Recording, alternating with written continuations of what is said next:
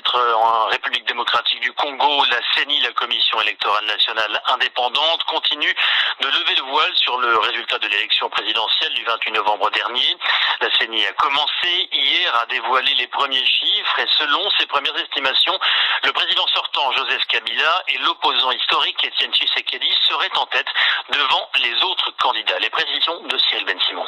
Les résultats annoncés aujourd'hui par la CENI portent sur le tiers des bureaux de vote du pays et sur un peu moins de 7 millions d'électeurs.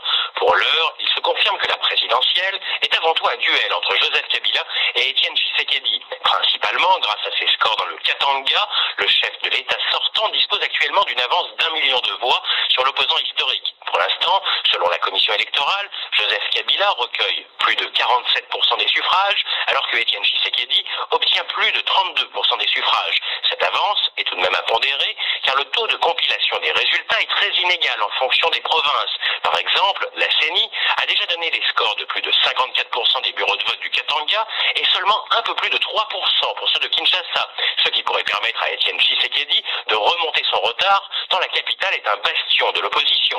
Actuellement, Joseph Kabila fait la course en tête dans le Katanga, le Bandundu et dans toutes les provinces de l'Est du pays, alors que Étienne Tshisekedi est lui premier dans les deux Kasaï, au Bas-Congo, dans l'Équateur et à Kinshasa. La photo de l'élection présidentielle est toujours floue, mais elle commence à s'affiner. Il faut tout de même rester très prudent et éviter de tirer des conclusions définitives sur les résultats qui doivent être annoncés le 6 décembre par le pasteur Ngoy Mulunda.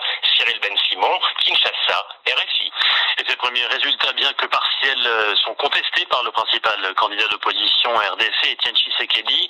Ce soir, c'est néanmoins toute l'opposition qui se réunit derrière lui, derrière Étienne Tshisekedi, pour demander au président Kabila d'accepter sa victoire, la victoire d'Étienne Tshisekedi. Écoutez à ce sujet l'appel lancé par Vital Kamerhe, l'ex-président de l'Assemblée nationale, souhaite la mise en place d'une médiation africaine avant qu'il ne soit trop tard. C'est une démarche pour sauver la démocratie et la nation. Nous avons vu ce qui s'est passé au Kenya, nous avons vu ce qui s'est passé au Zimbabwe, nous avons vu récemment ce qui s'est passé en Côte d'Ivoire. Les choses se sont empirées parce qu'on n'a pas anticipé. C'est pourquoi nous voulons demander aux uns et aux autres qui ont une influence quelconque sur ceux qui veulent bloquer la machine de résoudre le problème maintenant plutôt que de voir maintenant le président défiler, aller voir Kabila, aller voir Tshisekedi, aller voir Kamerhe pendant qu'il s'attire dans la ville. Non, faisons-le maintenant. Le perdant est connu, le gagnant est connu. Nous demandons aux sages africains, quelques poids lourds africains, puisque nous voulons que ce soit une médiation totalement africaine.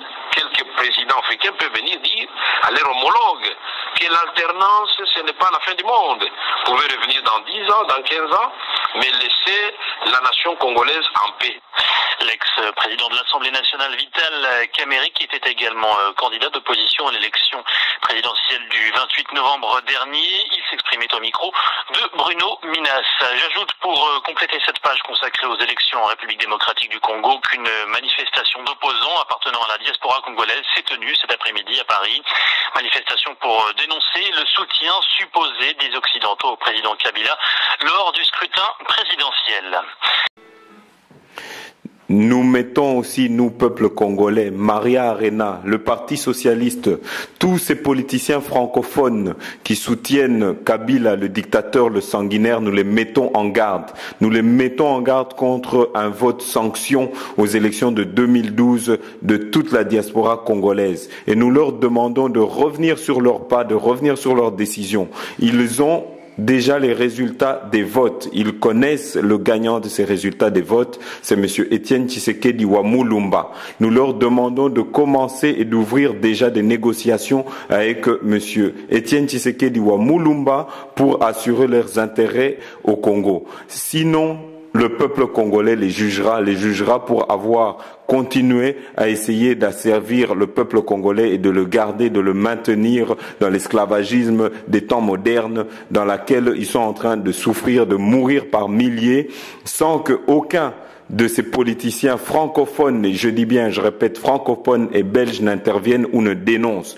Donc, la politique de Louis Michel, de Maria Arena, nous n'en voulons plus dans un Congo. Nous voulons un Congo libre dans lequel on ne va pas voler la victoire du peuple congolais. C'est quand même honteux d'écouter Madame Arena dire que ces élections se sont bien passées, se sont bien déroulées, pendant que nous avons vu des bulletins de vote cochés au nom de Monsieur Kabila qui ont été saisis par la population, pendant que nous avons vu des bourrages des urnes dans lesquels la population civique est intervenue pour stopper. Madame Arena, honte à vous. Madame Arena, nous n'avons pas honte de vous, même si vous êtes franc-maçonne. Nous nous battrons contre la franc-maçonnerie car c'est un combat du peuple congolais pour sa libération et nous allons arriver à la libération du peuple congolais. Madame Arena, où êtes-vous quand on tue le peuple congolais le 26 novembre, quand on a tué en masse plus de 18 civils congolais? Et c'est ça que vous appelez une élection qui s'est passée sous apaisement, une élection apaisée? C'est ça que vous appelez une élection apaisée? Vous les Occidentaux aujourd'hui nous vous regardons, vous les Occidentaux aujourd'hui on connaît votre jeu et nous le dénonçons à la face du monde.